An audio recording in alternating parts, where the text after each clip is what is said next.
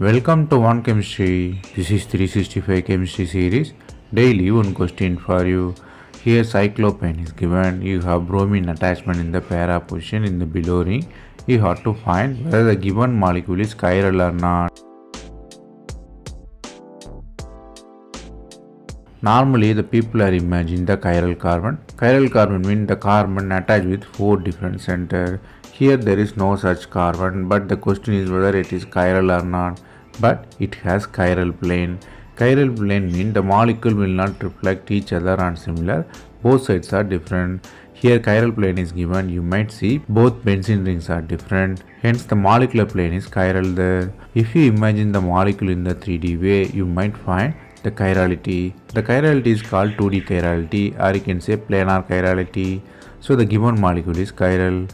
Here the concept you outline here is without chiral carbon chirality is possible. Here chirality due to chiral plane.